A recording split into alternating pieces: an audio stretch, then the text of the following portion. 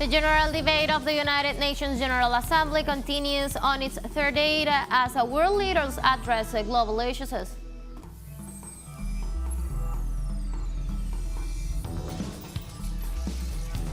The permanent ambassador of Venezuela to the United Nations, Moncada, presented on Wednesday in the framework of the UN General Assembly the blockade map that shows the consequences of the imposed unilateral coercive measures.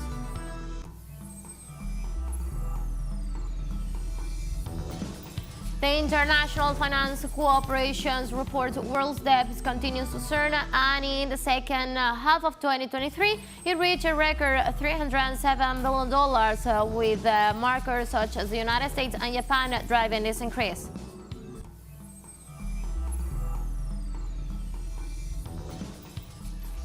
Hello, welcome to From the South. I'm Ana Marrero from the teleSUR headquarters in Caracas, Venezuela. We'll begin with the news. Stay with us.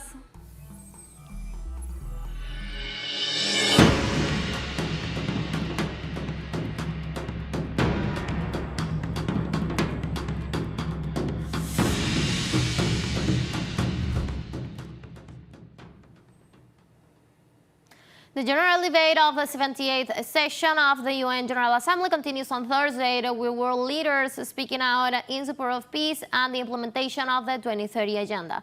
On the third day of the general debate of the UN General Assembly, hosted interventions focus on the search for the equality in access to health, science and technology applied to develop a way for the food security, the redesigning of the international financing architecture, as well as a rejection of policies of economic sanctions to countries such as Venezuela, Cuba and Zimbabwe.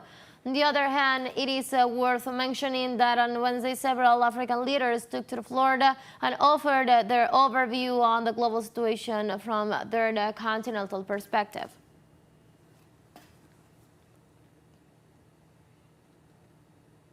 At the UN General Assembly, Mahmoud Abbas, president of Palestine, highlighted the resistance of the Palestinian people to the Israeli occupation.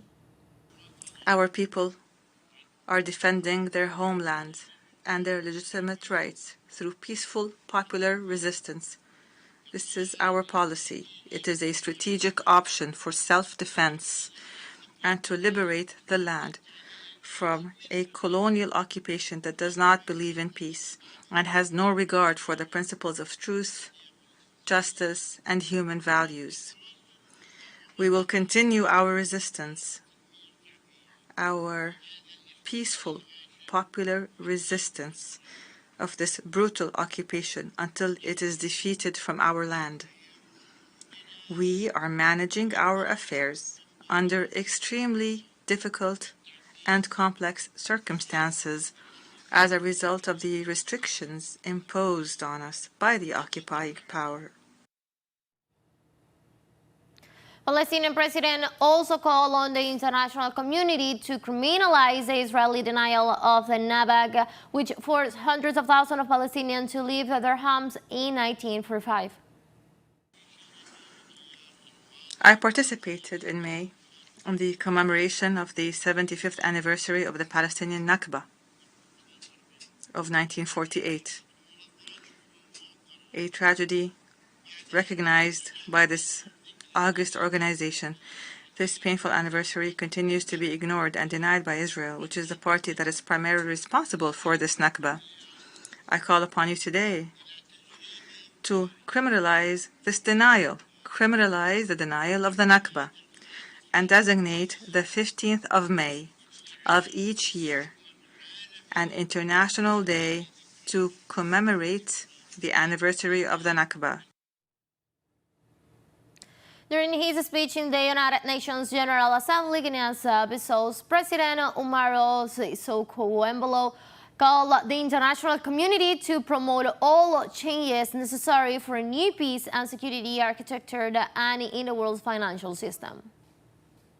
We must introduce the changes required in the international peace and security architecture and in the world financial system to enable them to respond to the current international scenario. Security Council reform, which has long been deemed as necessary, must consider the position of the African Union in order to ensure a realistic and fairer representation, consistently with the increasingly preponderant role of Africa in building and maintaining balance in the world.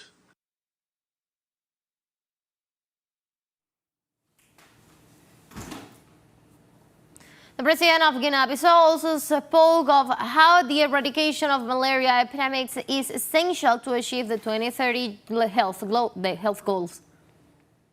We continue in Africa to give priority to the struggle against malaria.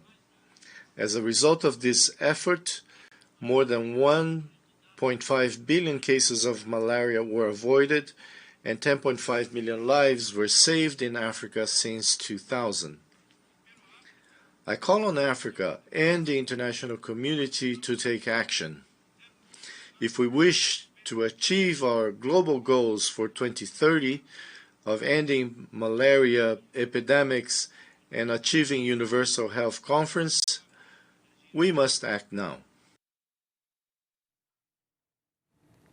Sudan's president of the Transitional Sovereign Council, Abdel Fattah al-Burhan, Abdulhan al-Burhan, called the United Nations organizations and the international community to declare the rebel rapid support forces and its allies as terrorists.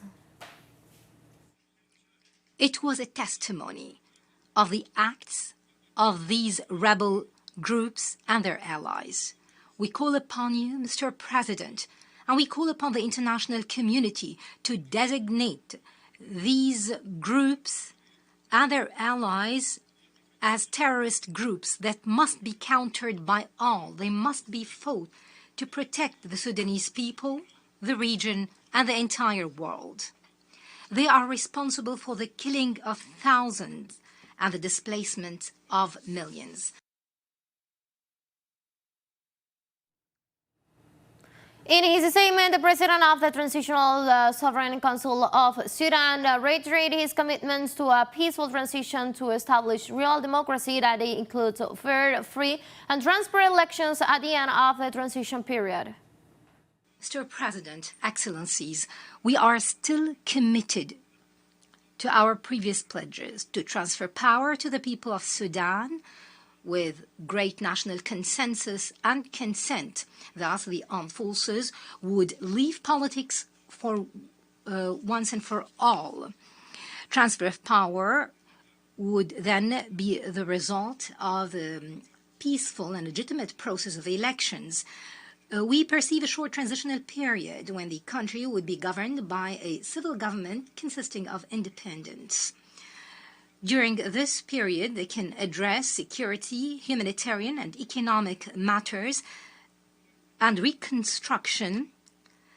Then general elections would be held so that the Sudanese people can choose their leaders.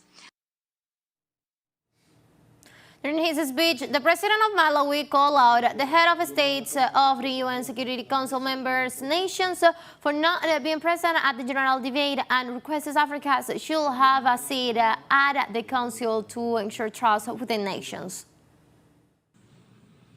It is no accident that at this 78th session of the United Nations General Assembly focused on rebuilding trust and solidarity, only one head of state from the permanent members of the UN Security Council showed up. That is not how you build trust. That is not how you show solidarity. That is not accountability. That is not leadership. As such, I believe President Biden said it so well here. And Malawi joins the United States in insisting that Africa must have a permanent seat on the UN Security Council with veto power, because without that level of inclusivity, rebuilding trust and reigniting global solidarity will be a challenge. At the 78th United Nations General Assembly, the President of Guinea declared that the time of all Africa is over. He also called the international community to look at the continent with different eyes. The time has come to realize that the structures, the rules from the post-war era, established in the absence of our states, which did not yet exist at the time, are obsolete. This is the end of an unbalanced and unjust era where we had no say in the matter. It is time to take our rights into account and to let us take our proper place, but also, and above all, it is time to stop lecturing us and to stop treating us with condescension like children. Rest assured that we are old enough to know what is good for us.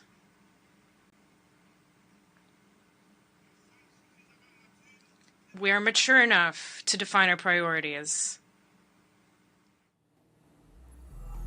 Let's take a very first break, but remember, you can now join us on our TikTok account as teleSUR English, where you'll be able to see news in different formats, news updates, and more. Stay tuned for more news.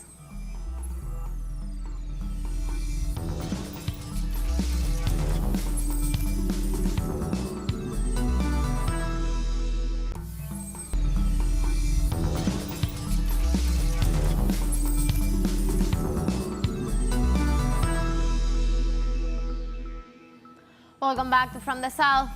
The permanent ambassador of Venezuela to the United Nations, Samuel Moncada, presented on Wednesday in the framework of the UN General Assembly the blockade map that shows us the consequences of the imposed unilateral coercive measures.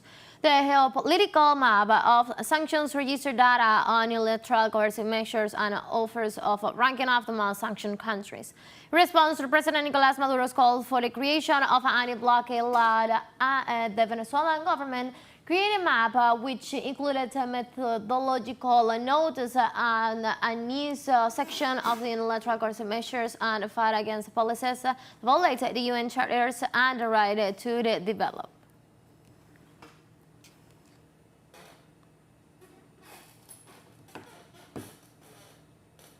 The Businesses Forum between Brazil and Cuba was held at the Federation of the Industries of the Brazilian city of Sao Paulo. The possibilities of trade between the two countries were put on the table. The event facilitated the meeting of businessmen from both countries and signified the resumption of commercial relations between the two nations. During the first day's attendance discussed the achievements of foreign companies operating in Cuba, the significances of minerals like the Cuban zeolite in Brazil's trade, and the potential for the imports and exports through the Mariel port, which generated 16,811 direct and indirect employment opportunities.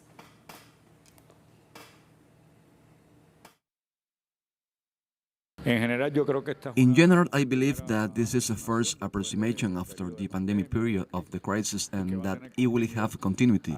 There is an appreciation that Brazil will have an important presence on the international fair to be held in Havana in November, which of course will give continuity to what we have done here and will be organized by the Brazilian Sport Promotion Agency. And I believe it will be an important moment to continue the work we have done here. The Bolivian Minister of Foreign Affairs, Helio Maita, signed an agreement with his Honduran counterpart, Enrique Reina, on the abolition of visas.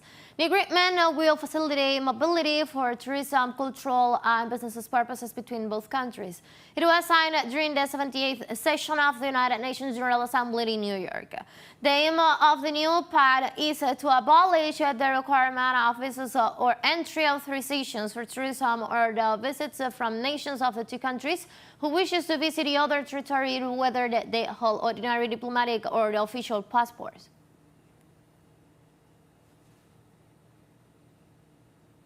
In Argentina, the Chamber of Deputies approved the bill to amend the income tax law, a measure requested by the unions and workers from years and which affected a large number of workers with this tax. Our correspondent Juan Carlos Bartolota reports from Buenos Aires. With 135 positive votes, 103 negative votes, and 0 abstentions, the norm promoted by the minister and presidential candidate Sergio Massa was approved in the Chamber of Deputies and anticipates that some 880,000 workers will cease to pay this tax. Salary is not a profit. It is clear that in Argentina, the issue had been outdated. We are achieving that all those who earn above 35 minimum wages, up to 35 minimum wages, do not pay the tax. Only a group of 80,000 people will be left. We are talking about managers of large companies, directors of this kind. That is to say, those with very high incomes. A teacher, a pensioner, a lorry driver will not pay income tax. Those who work overtime and didn't do so because they ended up losing money will be able to work overtime and not pay profits, and the same goes for doctors. The law, which was approved with the votes of the leftist bloc and Javier Milei on the libertarian right, contemplates that those who earn up to $4,700 will no longer pay this tax. This bill still has a problem because it's tied to the minimum wage, but the minimum wage in our country has lost a lot of value, so in a while there would be imbalance again. I believe that this is obviously due to an electoral situation, and this has led to many sectors not to support it, to the treatment of the workers. We clearly point out that it was an electoral measure that came at the end of the first government of the Front of All, but we have principles. We have coherence, and we have always said that the workers do not have to pay profit tax. Contrary to what they had been stating, the deputies of Together for Change didn't vote for the elimination of the tax, stating their difference on it. There must be few people who for decades have been asking for a strong tax cut, because people can no longer afford to pay taxes. But I have always said at the same time that to cut taxes you have to take into account the fiscal situation in which the tax cut is made. And today we have a fiscal situation that is at the limit of a general inflationary explosion. Therefore, as it is not balanced with the reduction in public spending, this tax cut is a swindle. Finally, the unions and the labor centers, which accompanied the elimination of the tax with strong mobilization, expressed their satisfaction regarding the approval of the reform by the Chamber of Deputies. For many years, we have been fighting to put an end to one of the expressions of a very regressive tax system in Argentina, which continues to be so, but we are removing one of the most retrograde aspects, which is the income tax on the wages of working men and women. We have held national strikes. It has been part of the presidential debates. And there was even a presidential candidate like Mauricio Macri, who said that in his government he would pay the income tax, and then ended up more than doubling the number of workers paying this unfair tax. Now it will be the turn of the Senate chamber to give final approval to the elimination of the tax, which will be renamed Tax on High Income. Therefore, the government will try to achieve this before the end of October. Juan Carlos Bartolota, TeleSUR, Buenos Aires. World debt continues to soar, and in the second half of 2023, it reached a record of $307 trillion, with markers such as the United States and Japan driving its increase. Global debt liabilities have surged by $10 trillion, according to the Institute for International Finance, which is comprised of the world's largest bank and financial institutions. After 7 consecutive semesters of declines, the ratio of debts to gross domestic product has resumed its upwards trajectory in the first 2 quarters of 2023. Let's take our last break, but before we invite you to visit our YouTube channel at teleSUR English, where you'll be able to watch interviews, top stories, special broadcasts, and more. Hit the subscribe button and activate the notification bell to stay up to date on the world's most recent events. One final short break, don't go away.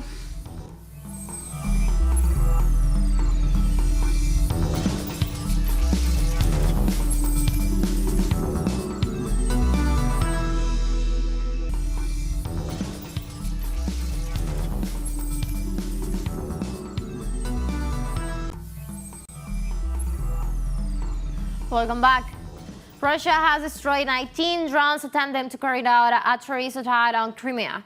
The Russian Defense Ministry explained that unmanned vehicles sent by Kiev attempted to carry out attacks on Wednesday night against facilities on the territory of the Russian Federation.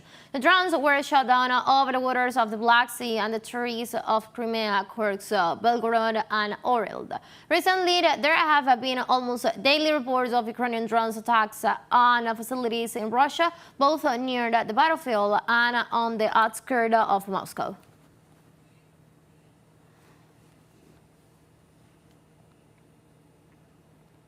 Russian President Vladimir Putin on Wednesday said his country is willing to cooperate with China to resist unipolar hegemony and blood confrontations, safeguarding international fairness and justice. Putin made the remark when meeting with Wang Yi, a member of the political bureau of the Communist Party of China Central Committee in St. Petersburg. Putin said that important agreements reached between the two sides has been extensively implemented, resulting in positive outcomes in various fields.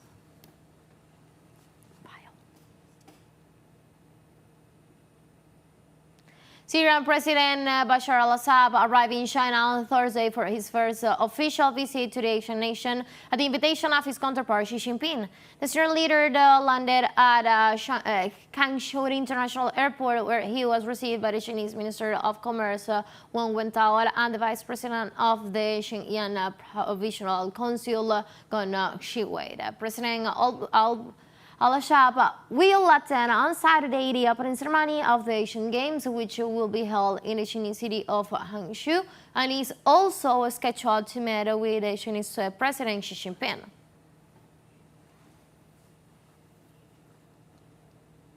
Canada is judging the presence of its diplomatic staff in India, while New Delhi is handling visa services in Ottawa as a dispute over the motor of Canadian citizens depends.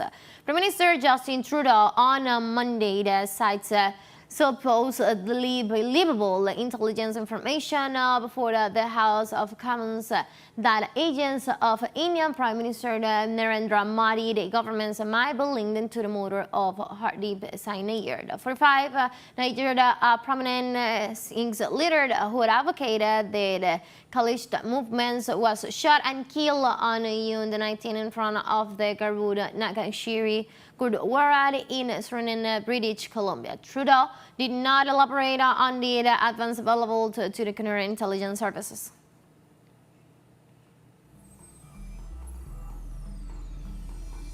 We have come to the end of this news brief, but you can find this and many other stories on our website at telesurenglish.net. You can also join us on our socials. We're on Facebook, on Twitter, and on Instagram as well. For telesur English and from the South, I'm Ana Marrero. Thank you for watching.